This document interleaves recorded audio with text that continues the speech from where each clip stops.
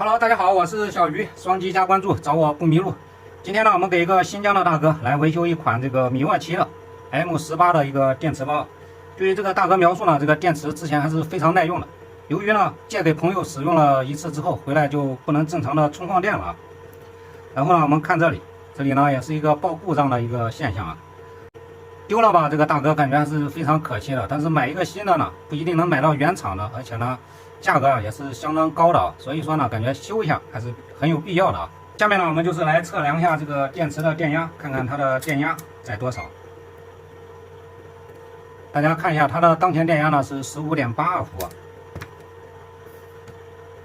这个情况呢，就是由于长时间没有使用，不能正常的充放电，导致了它这个电压偏低啊。那具体是什么情况导致的呢？只有我们拆开了检测以后才知道啊。下面呢，我们就是把它拆开，看看内部是什么故障。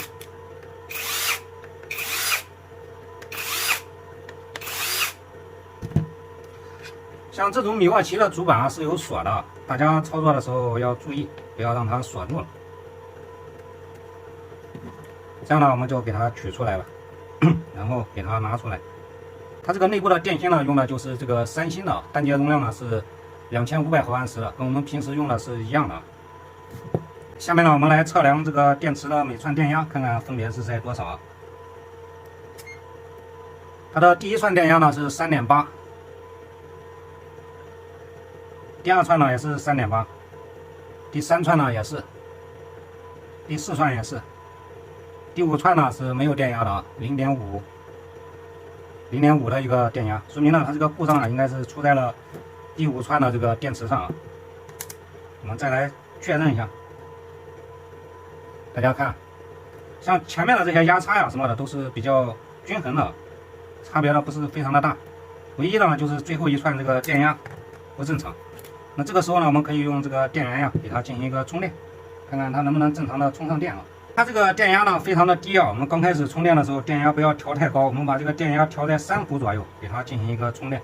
然后呢，这边的极限我们一定要看清楚，避免呢我们这个电池的避免我们这个充电线的这个线头啊接触啊。当前充电电流啊是一个0啊，说明呢就是这2节电池损坏导致的。据这个大哥说呢，好像他朋友使用的时候啊，用在了不同的工具上去使用的。正常的话呢，它是用在这个电动扳手、手电钻上的。这边呢，还是依然报这个故障灯啊。这个时候呢，我们就需要把这边的电池啊给它拆下来。好了，这个电池呢，我们就给它取出来了。它的这个电池呢，也是这种啊，三星的单节容量2500毫安时的。然后呢，我们来单独的量一下这个电池的电压，看看正不正常。大家看，依然是0.5，这个呢也是。那么主要的问题呢，就是出在了这个电池上啊。你看，我们把这个电池拆了呢，这边依然报这个故障灯。它这种电池呢，如果报故障灯的话，后期装在工具上，它是没有任何反应的，也不能充电。即使拿万用表在这边检测都是有电压的，但是它装在这个机器上，充电器上，它是不能使用的。只有这边灯呢都一切正常了，这个装在机器上，它才可以正常使用啊。下面呢，我们就是要把这边刚才拆检的这部分不太完美的地方，我们给它修剪掉。这边呢也要修剪。我们维修这个电池呢，一定要根据客户的这个描述去维修啊，不要盲目的去维修，因为它这个电池啊比较耐用，所以说呢就没有必要去给它把整个电池都拆掉，去重新更换了。那既然它这个问题已经找到了呢，下面我们就是找2节电池给它进行一个更换。我们这边使用的呢也是这种三星单节容量2500，它的内阻呢是13，跟它这个是一样的。这个时候我们再来把这个电池啊给它装进去啊，装呢也是比较好装的。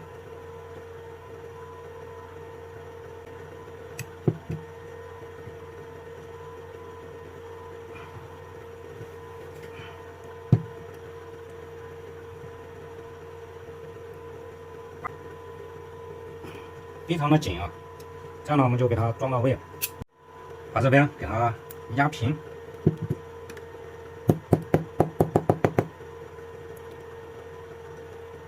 一定要给它压平整啊，这样呢利于我们后期啊焊接。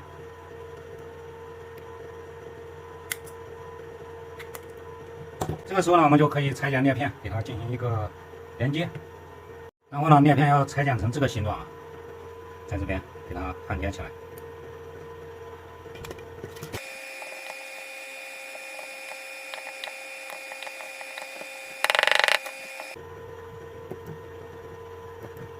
一定要给它焊接牢固。下一步呢，再来焊接这一边。这个呢，我们要剪成这样的形状。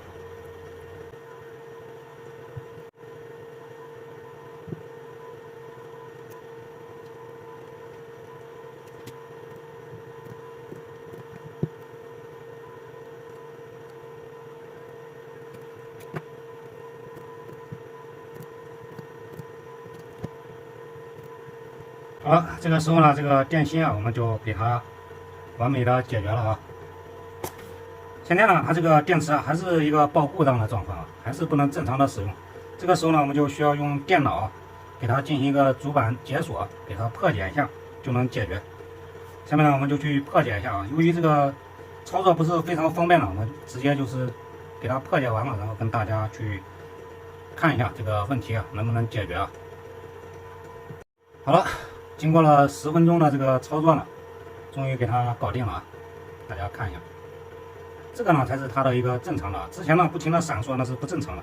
我们破解这个东西啊是需要一些工具跟一些软件才能给它进行破解啊，并不是说插在这个电脑上就能破解啊，这个还要找到破解它的密码才可以啊。如果你不知道密码呢，这个也是破解不了的，后期啊可能会导致要更换主板才能解决啊。这种呢它就是已经是一个正常的了，它这个电量呢现在是一个3格电了。通过这样去维修呢，不仅大大的节省了成本，而且呢效率也是非常高的。如果我们直接给它丢弃，再去重新买一块的话，这个价格啊确实跟这个大哥说的一样，会非常的高。有的时候呢，我们买的这种电池啊，它内部的电芯啊不一定都是这种进口电芯啊，很有可能呢都是国产的，容量不是非常的大，可能用一段时间呢就不耐用了。像这个大哥跟我说过，他这个电池啊已经用了第5年了，依然很给力啊。这就是电池与电池之间的差距啊。然后呢，我们再来量一下这个电池板前与板后的电压，看看分别在多少。它的板后电压呢是19.34，板前也是19.34啊。这样呢，这个主板啊就是一个可以工作的状态。它的电亮灯呢也是一个正常显示，也不会报那种故障灯。这样呢，这个电池啊我们就给它修复完成了。因为我们没有它这种原装的充电器啊，所以说呢。这个我们不要随意的去给它充电，如果我们这个充电的方法不对呢，很有可能会导致这个主板再次锁板了。所以说呢，大家最好是有原装充电器才可以。但是呢，我们可以给它进行一个放电测试，只要它这个放电正常，指示灯不会持续闪烁，就说明啊这个电池是没有任何问题的。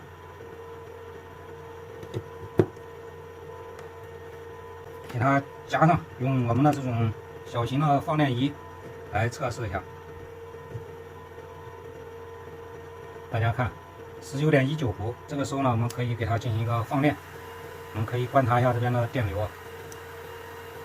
大家看到没有？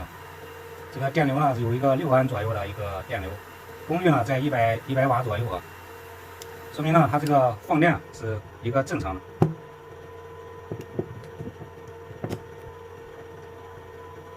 这样呢，这个电池啊，我们才算完美的成功的给它进行了一个修复啊。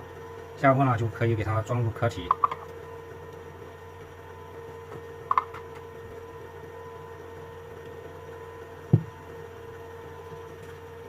修这个东西呢，我们一定要对症去维修啊，不要盲目的维修。那样呢，不仅问题解决不了，很有可能呢会导致它的问题扩大化，可能会导致这个电池啊没有办法修复啊。修这些东西啊都是经验啊，就是你修的这个时间越久，干的这个年头越长啊，就是越有经验，就跟修车师傅一样。你一个干1年的这个师傅，跟一个干10年的修车师傅，虽然说理论上都是修车的，但是这个技术方面有很大的差距啊。这个时候呢，我们再来按压一下，是不是这个电池呢就已经可以正常的工作了？